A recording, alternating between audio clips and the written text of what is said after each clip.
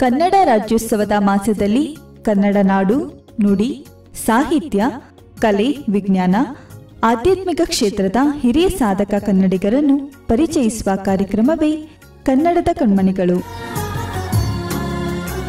ಪ್ರಸ್ತುತಪಡಿಸಲಿದ್ದಾರೆ ಮೈಸೂರಿನ ಶ್ರೀಯುತ ಗಣೇಶ್ ದೀಕ್ಷಿತ್ರವರು.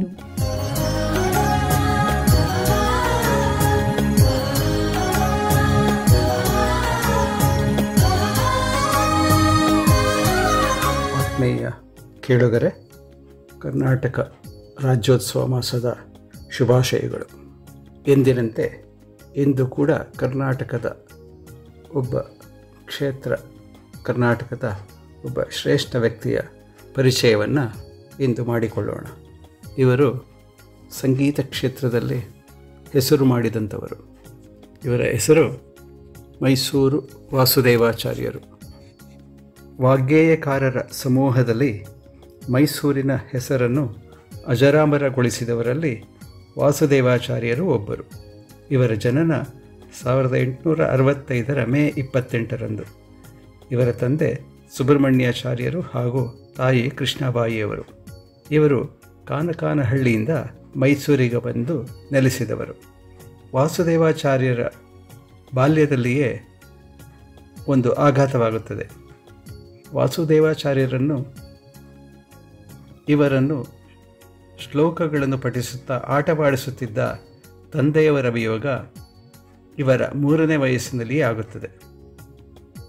ವಾಸುದೇವಾಚಾರ್ಯರು ತಂದೆಯವರಿಂದ ಶ್ಲೋಕ ಕೇಳುವ ಭಾಗ್ಯದಿಂದ ವಂಚಿತರಾಗುತ್ತಾರೆ. ತಂದೆಯ ನಿಧನಾನಂತರ ಇವರ ತಾಯಿಯವರ ತಂದೆ ಗೋಪಾಲಾಚಾರ್ಯರ ಆಶ್ರಯಕ್ಕೆ ಇವರ ಬಾಲ್ಯ ಪ್ರಾರಂಭವಾಗುತ್ತದೆ. ಇವರ ತಂದೆ ಅರಮನೆಯಲ್ಲಿ ಸೇವೆ ಸಲ್ಲಿಸುತ್ತಿದ್ದರಿಂದ ನಿಧನರಾದರ ಮೇಲೆ ಕೂಡ ಇವರ ಕುಟುಂಬ ನಿರ್ವಹಣೆಗೆ ಸಂಬಳ ಮುಂದುವರಿಯುತ್ತದೆ. ಇದರಿಂದ ವಾಸುದೇವಾಚಾರ್ಯರಿಗೆ ಸ್ವಲ್ಪ ಮಟ್ಟಿಗೆ ಆರ್ಥಿಕ ಸಂಕಷ್ಟ ದೂರ ಆಗುತ್ತದೆ.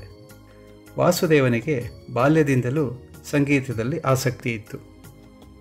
ಹಾಗಾಗಿ ಅವರ ಪಕ್ಕದ ಮನೆಯಲ್ಲಿದ್ದ ಸುಬ್ಬರಾಯರಲ್ಲಿ ಸಂಗೀತ ಶಿಕ್ಷಣ ಪ್ರಾರಂಭವಾಗುತ್ತದೆ.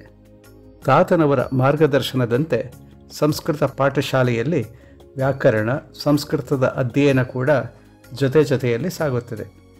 ಅಂದಿನ ದಿನದಲ್ಲಿ ಇಂದಿನಂತೆ ವಿದ್ಯಾರ್ಥಿಗಳು ತಮಗೆ ಇಚ್ಛೆಯಂತೆ ವಿಷಯಗಳನ್ನು ಆಯ್ಕೆ ಮಾಡುವ ಪದ್ಧತಿ ಇರಲಿಲ್ಲ. ಬದಲಿಗೆ ವಿಷಯಗಳ ಪಟ್ಟಿಯನ್ನು ಅಲ್ಲಿನ ಗಣಪತಿ ವಿಗ್ರಹದ ಬಳಿ ಇರುವುದರಲ್ಲಿ ಇಡುತ್ತಿದ್ದರು.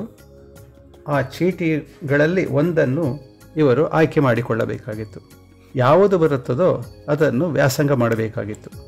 ಅದು ಅಂದಿನ ನಿಯಮ. ಅದರಂತೆ ವಾಸುದೇವರಿಗೆ ಅದೃಷ್ಟವೋ ಎಂಬಂತೆ ಸಂಗೀತ ಮತ್ತು ಸಂಸ್ಕೃತ ಎಂಬ ವಿಷಯ ಬರುತ್ತದೆ. ಇದು ಅವರು ಮುಂದೊಂದು ದಿನ ವಾಗ್ಗೇಯಕಾರ ಹಾಗೂ ಸಂಗೀತ ವಿದ್ವಾಂಸರಾಗಲು ವೇದಿಕೆಯಾಗುತ್ತದೆ. ಮುಂದೆ ಇವರ ಶಿಕ್ಷಣ ವೀಣೆ ಪದ್ಮನಾಭಯ್ಯನವರಲ್ಲಿ ನಡೆಯುತ್ತದೆ. ಒಮ್ಮೆ ಪಟ್ನಂ ಸುಬ್ರಹ್ಮಣ್ಯ ಅಯ್ಯರ್ ರವರ ಸಂಗೀತ ಕಚೇರಿ ಕೇಳುವ ಅವಕಾಶ ಇವರಿಗೆ ಒದಗುತ್ತದೆ.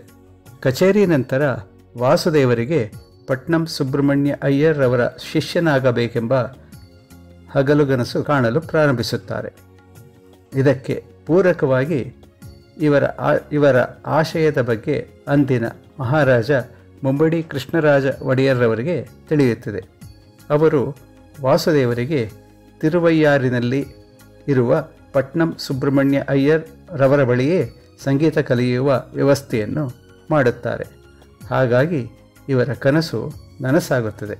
6 ವರ್ಷಗಳ ಕಾಲ ಸಂಗೀತದಲ್ಲಿ ಪ್ರಾವೀಣ್ಯತೆ ಪಡೆದು ಮೈಸೂರಿಗೆ ಹಿಂದಿರುಗಿದಾಗ ಇವರಿಗೆ ಆಸ್ಥಾನ ವಿದ್ವಾಂಸರನ್ನಾಗಿ ಮಾಡಲಾಗುತ್ತದೆ. ವಾಸುದೇವರು ತಮ್ಮ ಸಂಗೀತ ಅಭ್ಯಾಸವನ್ನು ವೀಣೆ ಶೇಷಣ್ಣನವರಿಂದಲೂ ಪಡೆಯುತ್ತಾರೆ. ಇವರಿಗೆ ಕನ್ನಡದೊಂದಿಗೆ ತೆಲುಗು, ಸಂಸ್ಕೃತ ಭಾಷೆಯ ಮೇಲೆ ಕೂಡ ಹಿಡಿತವಿದ್ದುದರಿಂದ ಇನ್ನಿತರ ವಿದ್ವಾಂಸರ ಒಡನಾಟದಿಂದ ಇವರ ಜ್ಞಾನಭಂಡಾರ ವೃದ್ಧಿಸುತ್ತದೆ. ಹಾಗಾಗಿ ವಾಗ್ಗೇಯಕಾರರಾಗಿ ರಚನೆಗಳನ್ನು ಪ್ರಾರಂಭಿಸುತ್ತಾರೆ. ಇವರ ಕೃತಿಗಳು ದೇವತಾ ಸಮಾನರು ಎಂದೇ ಎನಿಸಿಕೊಂಡಿರುವ ಶ್ರೀ ತ್ಯಾಗರಾಜರ ಶೈಲಿಯಲ್ಲಿ ಇದೆ ಎಂದು ವಿದ್ವಾಂಸರು ಅಭಿಪ್ರಾಯಪಟ್ಟಿದ್ದಾರೆ. ಇವರು ಶ್ರುತಿ ಶುದ್ಧವಾಗಿ ಅರ್ಥ ಭಾವಯುಕ್ತರಾಗಿ ಸಂಪ್ರದಾಯವಾಗಿ ಹಾಡುತ್ತಿದ್ದರು. ಇವರ ಅಂಕಿತ ನಾಮ ವಾಸುದೇವ. ವಾಸುದೇವಾಚಾರ್ಯರು ರಚಿಸಿರುವ ಶ್ರೀ ಚಾಮುಂಡೇಶ್ವರಿ ಗೀತೆ, ಅದು ಬಿಲಹರಿ ರಾಗದಲ್ಲಿದೆ. ಮತ್ತೊಂದು ಬ್ರೋಚೇವ, ಇದು ಕಮಾಚ್ ರಾಗದಲ್ಲಿದೆ. ಈ ಕೃತಿಗಳನ್ನು ಕೇಳಿ ಅನುಭವಿಸದವರಿಲ್ಲ. ಇವರ ಕೃತಿಗಳು ರಾಗಭಾವ, ಸಾಹಿತ್ಯ ಭಾವ, ರಸಪುಷ್ಟಿಯಿಂದ ಕೂಡಿದ್ದವು.